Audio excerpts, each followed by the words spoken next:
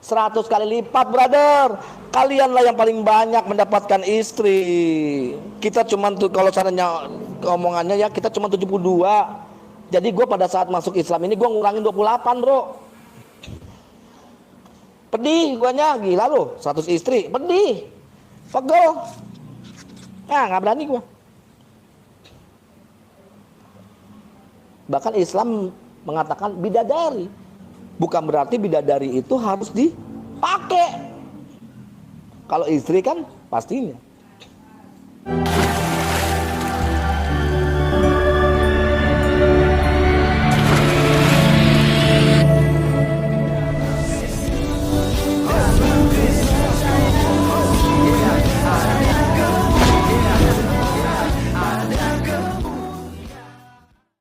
Salam teman-teman sekalian, berjumpa kembali dengan saya Arif Gule di channel TV Laskar Kristus ini. Saya doakan kiranya kalian semua dalam keadaan sehat walafiat dan diberkati oleh Tuhan. Amin ya. Kita lihat di cuplikan di awal bahwa seorang mu'alaf ya, yang gondrong, tatok gitu ya. Jadi sok-sokan ya, bagi saya sih gayanya itu sok-sokan gitu. Seakan-akan udah pandai dalam hal agama, tapi nol besar. Sekali lagi, nol besar ya. Dia memahami Islam saja, bahwa bidadari itu ketika nanti mereka meninggal masuk surga kan diberikan 72 bidadari itu. Jadi di mana ustadz-ustadz menjelaskan bahwa nanti mereka akan sibuk untuk memecahkan perawan bidadari-bidadari itu. Sibukan para lelaki nanti di dalam surga adalah, malu saya ceritakannya nih. Mau terus? Kesibukan para lelaki yang masuk surga di surga adalah memecah perawan istri-istrinya.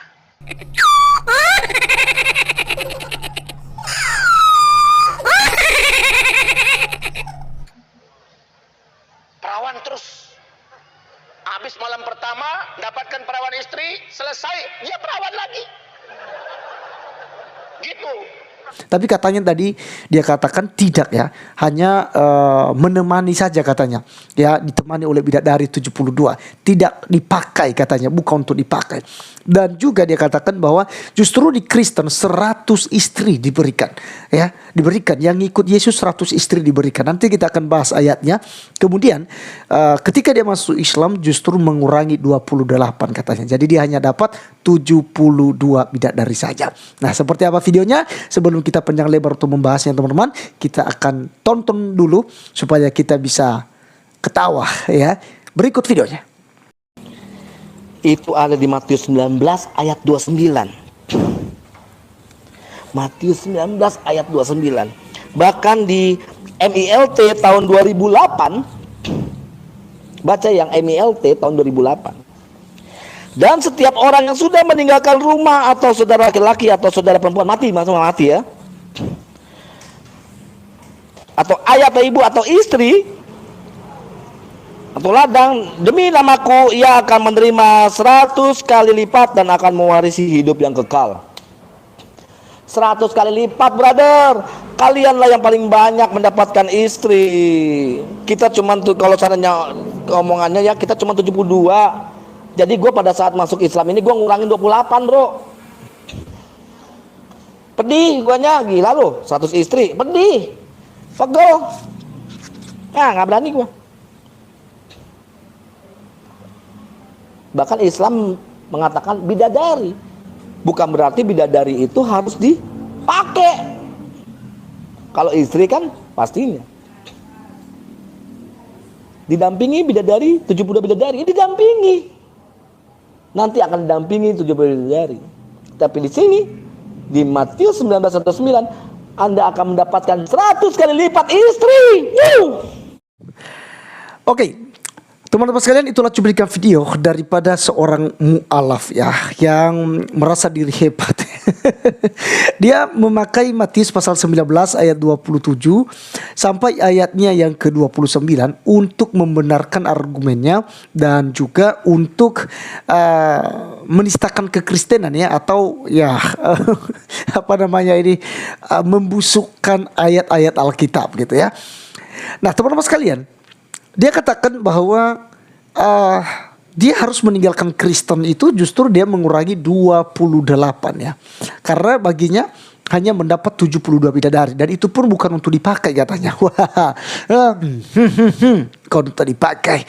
Tapi bagaimana dengan pernyataan para ustadz yang mengatakan bahwa pekerjaan lelaki di surga nanti, saya malu mengatakannya. Saya malu loh mengatakannya. Bagaimana? Mau diteruskan? Mau diteruskan tidak? Ya.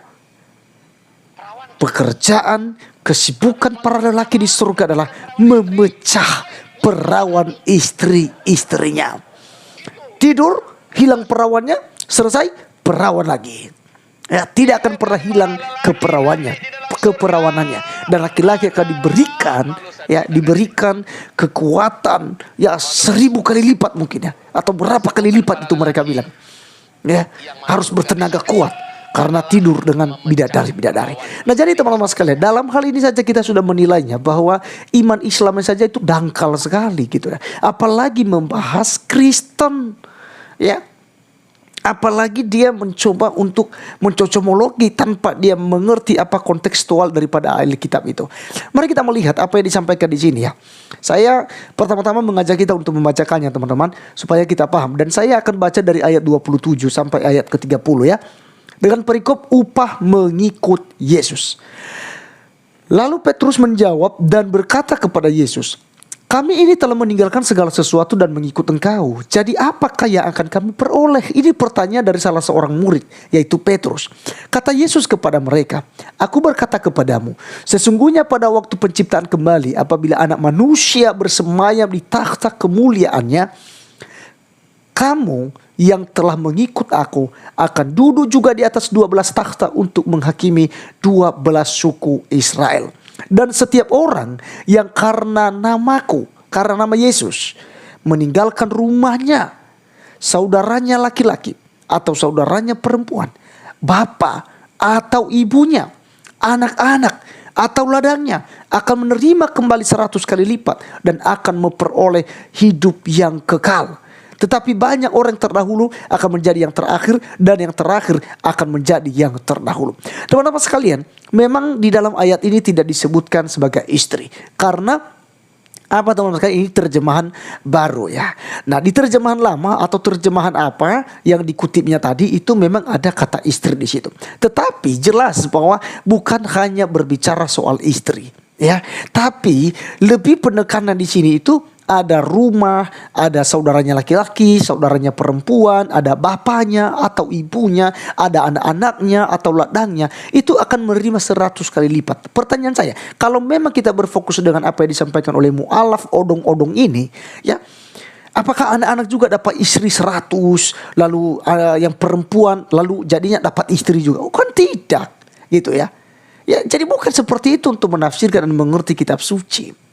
Nah, mengapa ada pertanyaan ini? Mengapa ada kontekstual ini? Mengapa Yesus menyampaikan hal itu?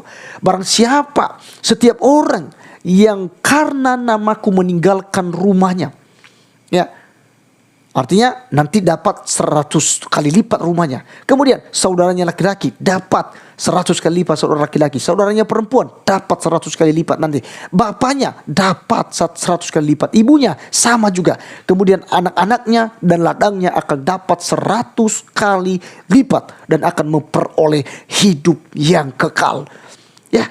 Nah, teman-teman sekalian, kita harus kembali kepada ayat sebelumnya atau perikop sebelumnya. Jangan kita jauh-jauh, tapi kita ke perikop di atasnya, yaitu orang muda yang kaya. Ayat 16.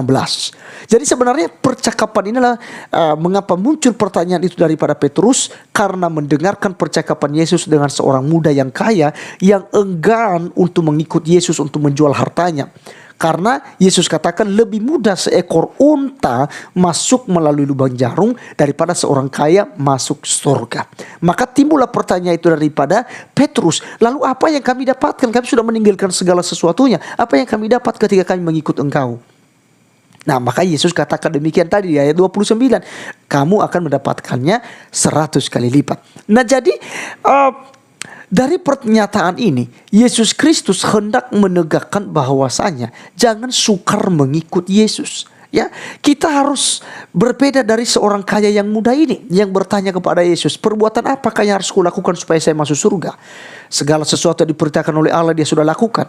Tapi ketika Yesus menyuruhnya untuk jual, gitu ya, untuk menjual harta miliknya, lalu dibagikan kepada orang miskin dan dia kembali untuk ikut Yesus, dia tidak mau, dia sedih, dia menangis dengan itu, dia pergi teman-teman sekalian ya. Kita lihat di dalam ayatnya yang ke-21 saja dulu ya. Kata Yesus kepadanya, jikalau engkau hendak sempurna, pergilah, jualah segala milikmu dan berikanlah itu kepada orang-orang miskin, maka engkau akan beroleh harta di sorga. Kemudian datanglah kemari dan ikutlah aku. Ketika orang muda itu mendengar perkataan itu, pergilah ia dengan sedih sebab banyak hartanya. Yesus berkata kepada murid-muridnya, aku berkata kepadamu, sesungguhnya sukar sekali bagi seorang kaya untuk masuk ke dalam kerajaan sorga. Sekali lagi aku berkata kepadamu, lebih mudah seekor unta masuk melalui lubang jarum daripada seorang kaya masuk ke dalam kerajaan Allah. Nah, ketika murid-murid mendengar itu, sangat gemparlah mereka dan berkata, jika demikian siapakah yang akan dapat diselamatkan? Yesus memandang mereka dan berkata, bagi manusia hal ini tidak mungkin, tetapi bagi Allah segala sesuatu mungkin. Nah teman-teman sekalian, muncullah perikop upah mengikut Yesus. Petrus bertanya kepada Yesus di situ. Nah, yang dimaksudkan oleh Yesus Kristus teman-teman sekalian di sini adalah bahwa untuk mengikut Tuhan Yesus Kristus, ya, kita harus siap untuk meninggalkan segala sesuatunya. Kalau kita melihat di dalam pasal 10 ayat 37 teman-teman sekalian ya, Matius pasal 10 ayat 37, Yesus katakan begini, barang siapa mengasihi bapa atau ibunya lebih daripadaku, ia tidak layak bagiku. Dan barang siapa mengasihi anaknya laki-laki atau perempuan lebih daripadaku, ia tidak layak bagiku.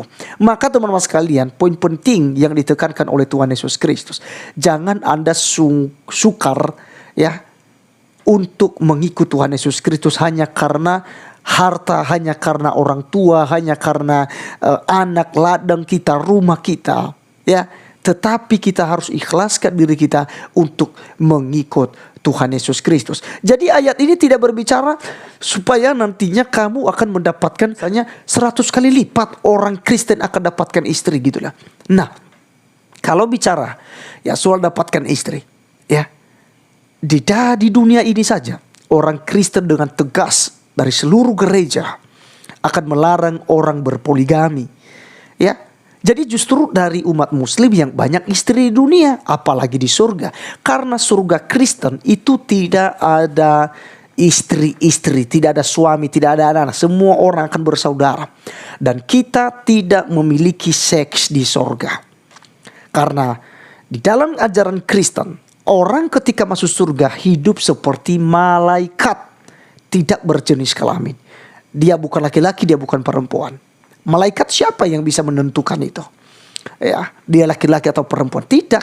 Kita akan hidup seperti malaikat di sorga, kata Tuhan Yesus Kristus. Nah, oleh karenanya teman-teman sekalian, apa yang dituduhkan oleh mu'alaf ini sangat salah.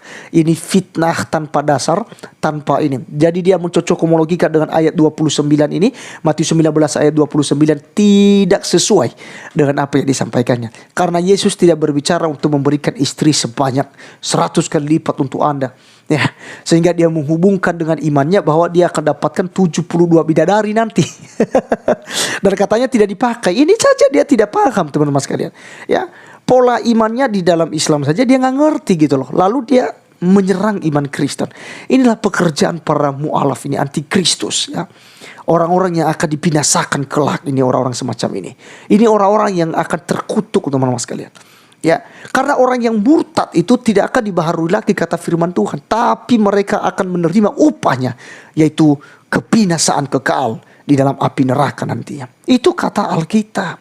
Jadi Anda meninggalkan Kristen, Anda mu'alaf, silakan mu'alaf aja. Jangan Anda menghina dan menistakan agama sebelumnya, itu agama Kristen. Itu sangat salah kawan.